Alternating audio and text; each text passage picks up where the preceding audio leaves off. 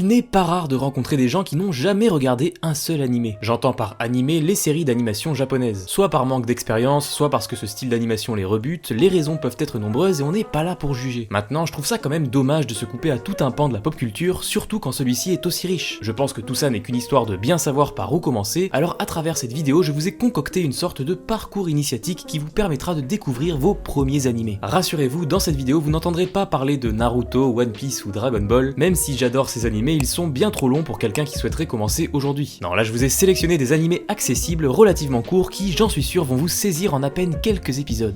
Vous êtes sur la chaîne de CEO et aujourd'hui on va voir ensemble 4 incontournables pour découvrir les animés. Petite précision importante avant de commencer. Pour tous les animés dont je vais parler, je vous conseille de les regarder en version originale sous-titrée français. Le public est assez unanime sur la question, les doublages en VF ne sont souvent pas très adaptés pour les œuvres japonaises. Leur culture étant tellement différente de la nôtre, coller une voix française dessus, ça rend vite bizarre. Ça le voleur, je suis méchant. Que je suis méchant. Et puis en écoutant en VO, vous allez découvrir l'intensité du doublage japonais.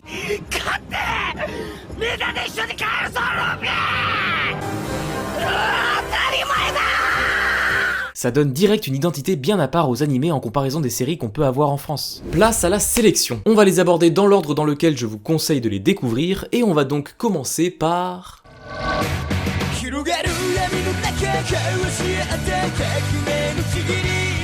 Je suis presque sûr que vous en avez déjà entendu parler, le manga a acquis une aura de chef-d'œuvre et on va voir que c'est pas pour rien. Dans Death Note, on suit Light Yagami, un lycéen surdoué qui ne supporte pas de vivre dans un monde où la criminalité existe. Évidemment, il n'a aucun pouvoir pour remédier à ça, enfin jusqu'au jour où il tombe par hasard sur le Death Note. Il s'agit d'un mystérieux cahier avec à l'intérieur le mode d'emploi suivant, la personne dont le nom est écrit dans ce cahier meurt dans les 40 secondes qui suivent. Light n'y croit pas trop, mais il finit par essayer en inscrivant le nom d'un criminel. 40 secondes plus tard, l'homme en question décède effectivement d'une crise cardiaque. À partir de là, Light prend peu à peu conscience du pouvoir qu'il a entre les mains. Il va se mettre à exterminer tous les criminels. Il veut construire son monde idéal, un monde dont il sera le dieu. Mais cette série de morts inexpliquées ne va pas tarder à attirer l'attention de L, un détective incroyablement doué et dont personne ne connaît l'identité. Alors pourquoi je considère Death Note comme le manga idéal pour se lancer dans les animés? Bon, déjà dans sa forme, vous n'allez pas être perdu, ça ressemble pas mal aux thrillers qu'on a l'habitude de suivre et ça se passe à notre époque. Le seul élément fantastique, c'est les dieux de la mort, des espèces de créatures monstrueuses qui possèdent chacune un Death Note. Je sais que souvent les animés ça a l'image de c'est que du combat et c'est parfois vrai il faut le dire, mais ici rien de tout ça, on est purement sur de l'enquête, du suspense, des rebondissements, bref une histoire qui va vous saisir par le col et ne jamais vous lâcher. Je me souviens quand j'ai lu pour la première fois ce manga, je pouvais plus m'arrêter, fallait que je les achète tous. Parce que le concept fort du cahier qui tue les gens c'est une chose, mais une bonne idée en général ça suffit pas si le développement qu'il y a autour n'est pas à la hauteur. Et ici le développement il est incroyablement bien foutu. On va découvrir peu à peu d'autres règles qui régissent le cahier et on va sans cesse jouer avec les limites du concept. Parce que bien sûr on va pas juste voir un gars écrire des noms dans un cahier et tout se passe bien pour lui. Non, assez vite le manga va prendre la tournure d'un affrontement entre Light et le détective L. Et c'est là toute la saveur de Death Note, ça va être un duel entre deux mecs ultra intelligents qui déploient tour à tour des nouveaux stratagèmes pour réussir à piéger l'autre. C'est littéralement une partie d'échecs grandeur nature. Death Note c'est aussi une œuvre qui va nous questionner sur les notions de bien, de mal, de justice. Ça soulève bien sûr l'éternel débat de la peine de mort en plaçant ici son protagoniste comme unique juge qui décide qui mérite de mourir. C'est là qu'on retrouve toute la profondeur du personnage. Light c'est clairement pas un héros gentil tout blanc. Et en nous proposant sa manière à lui de gérer un tel pouvoir, on est obligé de se demander qu'est-ce que nous on ferait à sa place. C'est vraiment le genre d'œuvre où même après l'avoir fini, tu vas continuer d'y penser. En ce qui concerne l'animé, on n'est pas sur une animation époustouflante, mais elle fait le taf. Malgré un scénario qui se veut plus cérébral que bourré d'action, l'animé arrive à proposer une mise en scène intéressante avec quelques fulgurances dans l'animation. Les musiques sont aussi très bien choisies, elles renforcent l'aspect mystique et la tension du scénario. Bref, Death Note pour moi c'est la référence pour découvrir les animés. On est sur 37 épisodes, ça peut paraître un peu beaucoup, mais je vous assure que dès le premier, vous n'allez plus pouvoir décrocher.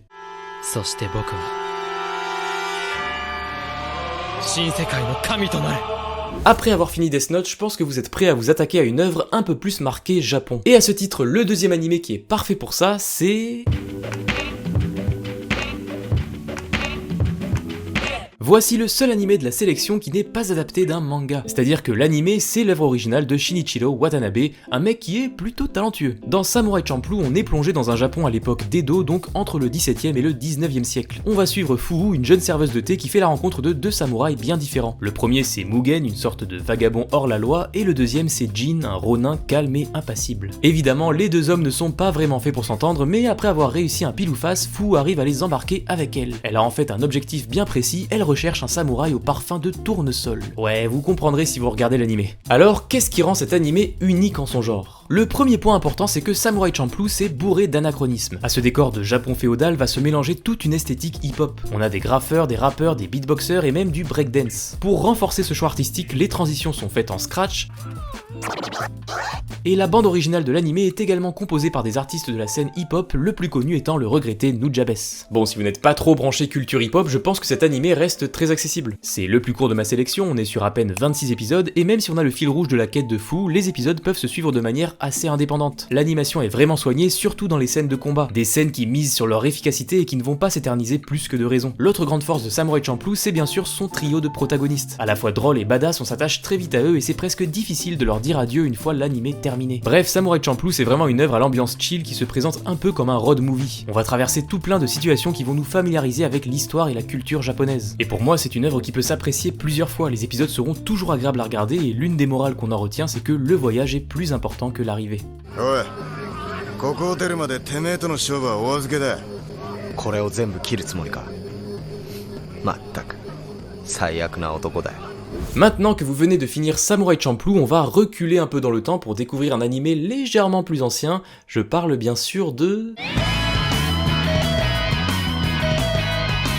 Encore un nom que vous avez certainement déjà entendu, GTO ou Great Teacher Onizuka, c'est un animé du début des années 2000. On y suit Eikichi Onizuka, un voyou de 22 ans qui passe son temps à rêvasser sur les filles et leurs mini-jupes. Au début de l'animé, il commence un stage en tant que professeur dans un lycée, l'occasion rêvée pour lui d'être entouré de jolies filles. Mais hélas, on lui confie une classe qui n'est pas tout à fait celle qu'il attendait. Il n'y a quasiment que des mecs et en plus c'est pas les plus fins du lycée. Onizuka va en fait apprendre que cette classe est réputée pour avoir fait craquer mentalement tous ses professeurs. Mais Onizuka, il est pas comme les autres. Il a ses propres méthodes diamétralement opposée à celle de l'enseignement classique. D'ailleurs, en découvrant peu à peu le fonctionnement de l'école, il va se rendre compte de tout ce qui ne va pas, que ça soit le harcèlement que subissent les plus faibles ou l'incompétence du corps enseignant en qui les élèves n'ont plus aucune confiance. C'est alors que son objectif est fixé, il va devenir le plus grand professeur du monde. On pourrait croire que GTO s'est réservé à ceux qui l'ont découvert dans les années 2000, mais je pense que c'est pas vrai. Évidemment, l'animation a un peu vieilli, mais l'animé reste toujours aussi efficace si vous le regardez aujourd'hui. Déjà, on oublie le fantastique ou la science-fiction, ici on va se replonger dans nos années lycée. Et quel plaisir de le faire à travers la vision excentrique d'Onizuka. Ce personnage est l'un des plus mémorables qu'on ait vu dans un manga. C'est un marginal complet qui observe la société à défaut d'y avoir trouvé sa place. Même s'il est d'abord dépeint comme un gros pervers qui bave sur des filles mineures, le personnage va bien sûr évoluer. Il aura toujours son côté impertinent et badass, mais au fil de l'animé, il va se montrer particulièrement humain. Il va devenir le professeur que tout le monde rêverait d'avoir. Puisque, vous l'avez compris, il ne donne pas vraiment des cours classiques, mais plutôt des leçons de vie. GTO, c'est l'animé le plus vieux de ma sélection, et il fait quand même 43 épisodes, donc j'imagine que c'est pas le plus motivant à se lancer dedans. Mais vraiment, essayez les premiers épisodes, vous ne le regretterez pas. On s'attache très vite à la dynamique qui se crée entre Onizuka et ses élèves. Puis l'œuvre est bourrée de scènes comiques, souvent absurdes, ça vous donne une bonne idée de ce qu'est l'humour à la japonaise. Impossible de ne pas mentionner le premier générique qui, avec sa musique et ses visuels, renferme un charme nostalgique tout particulier. A savoir que l'anime a quand même un tout petit défaut, c'est qu'il n'adapte pas tout le manga jusqu'à la fin. Donc une fois l'anime fini, si ça vous intéresse, vous pouvez lire la suite en reprenant le manga à partir du tome 14.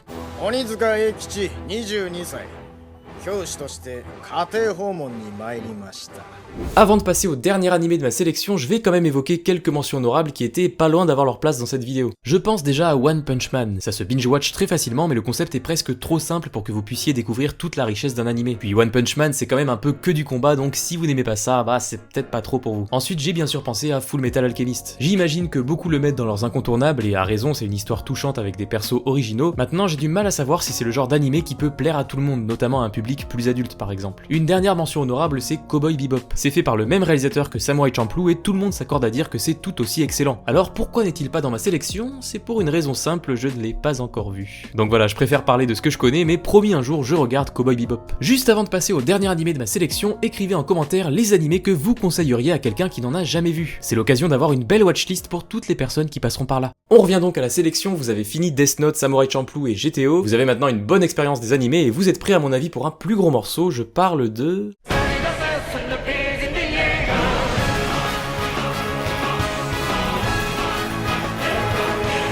Et oui, pour finir en beauté, je vous recommande Shingeki no Kyojin, ou en français l'attaque des titans. Pour moi, c'est tout simplement le meilleur animé de la décennie 2010. Dans celui-ci, on découvre un monde ravagé par les titans, des espèces de géants dépourvus de conscience qui mangent les êtres humains. En conséquence, l'humanité en est réduite à se cloîtrer derrière des murs pour espérer survivre à ces créatures incontrôlables. Parmi les habitants de cette cité, on va suivre principalement Eren Yeager, un jeune garçon qui compte s'enrôler dans les forces du bataillon d'exploration pour combattre les titans. Ouais, je vous ai vraiment condensé le pitch de base pour ne rien vous spoiler. Parce qu'en vérité, dès l'épisode 1, il va se passer beaucoup de choses. L'attaque des titans, c'est un animé qui va jouer avec vos nerfs, les mystères vont s'accumuler et par moments vous laisser dans une forme d'incompréhension. Mais tout ce que je peux vous dire, c'est faites confiance à Isayama. L'auteur de cette œuvre a construit son scénario avec tout un tas de foreshadowing, c'est-à-dire des scènes ou des indices qui sont placés sous nos yeux mais qui ne prendront sens que bien plus tard dans la série. Et pour cette raison, je vous conseille vivement de ne rien lire sur internet au sujet de cet animé avant de l'avoir terminé. Oui, bon, vous pouvez quand même finir cette vidéo, vous inquiétez pas. L'attaque des titans, ça traite aussi de sujets sérieux comme le conflit et la liberté. On est assez loin des standards des autres shonen. Ici, même s'il y a des monstres fictifs, les humains n'ont pas de pouvoir et l'univers est donc bien plus réaliste. En tant que spectateur, on est ancré dans leur réalité. On se projette dans ce monde où la menace des titans pèse sur nous à chaque instant. C'est assez difficile de parler de cette œuvre sans rien dévoiler, donc j'espère vous avoir donné envie de la regarder. Avec 94 épisodes, c'est l'animé le plus long de ma sélection, mais c'est aussi le plus récent. On est donc sur une animation plus moderne, plus riche et qui rend bien justice aux nombreuses scènes épiques. Voilà pour moi les 4 incontournables pour découvrir les animés, je suis assez fier de cette sélection. Normalement, si vous regardez tout ça, vous allez passer par toutes les émotions. Il ne me reste plus qu'à vous souhaiter bon visionnage. J'espère que cette vidéo vous a plu et qu'elle va permettre à certains de se lancer dans les animés, et même si vous connaissiez déjà les animés, vous avez sûrement des amis, des connaissances ou de la famille qui ne regardent jamais d'animés, et bien partagez-leur cette vidéo. Si vous aimez l'animation, vous êtes au bon endroit, vous pouvez vous abonner à cette chaîne et me suivre sur mes réseaux. Je vous recommande cette vidéo pour rester dans le thème des animés, dans celle-là on parle d'un phénomène qui concerne les animés plus récents. Et sinon on se retrouve bientôt pour une nouvelle vidéo. Sur ce, c'était Sio, ciao, à la prochaine. Bye bye.